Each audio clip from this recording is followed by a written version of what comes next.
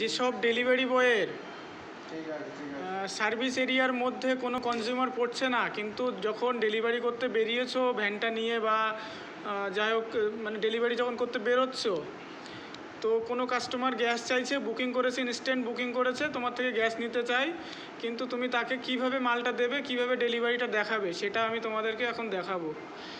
তো তার জন্য কাস্টমারের ফোনে একটা মেসেজ যায়, মেসেজ বক্সে লেখা থাকে অর্ডার আইডি বলে। আমি এখানে লিখে রেখেছি অর্ডার নাম্বার আর ডিএসি নাম্বারটা। তো এই যে অর্ডার নাম্বার আছে এখানে আর ডিএসি নাম্বার আছে, তো কাস্টমারের ফোনে যখন বুকিং করে তখন এই মেসেজটা যায়। তো এই মেসেজটা তোমরা নেবে, নিয়ে এখানে যে এই যে যেখানে ক্যাশ মেমো সার্চ করতে হয় বারকোড দিয়ে, ওখানে ক্লিক করবে। ক্লিক করার পরে সেলস অর্ডার দেওয়ার যে অর্ডার নাম্বার দেওয়ার যে জায়গাটা আছে এখানে ওটা লিখে দেবে। আমি কপি করে রেখেছি, পেস্ট করে দিলাম। তারপরে এই যে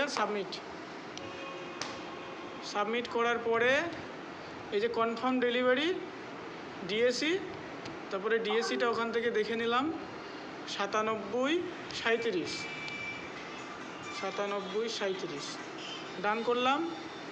যদি কাস্টমার ক্যাশ অন ডেলিভারি থাকে তাহলে ক্যাশ অন ডেলিভারি করবে, যদি ডিস্ট্রিবিউটর ওয়ালেট যেটা ম্যানুয়াল ডিজিটাল, এখানে ম্যানুয়াল ডিজিটালটাও করতে পারো। এখানে ম্যানুয়াল ডিজিটাল করতে হলে একটা ট্রানজ্যাকশান আইডি দিয়ে দিতে হবে, সেটা অর্ডার আইডিটাও দিতে পারো, দিয়ে ওকে করে দিলাম। ব্যাস, এটাই হলো সার্ভিস এরিয়ার মধ্যে না থাকার পরও ডেলিভারি করা যাবে এইভাবে।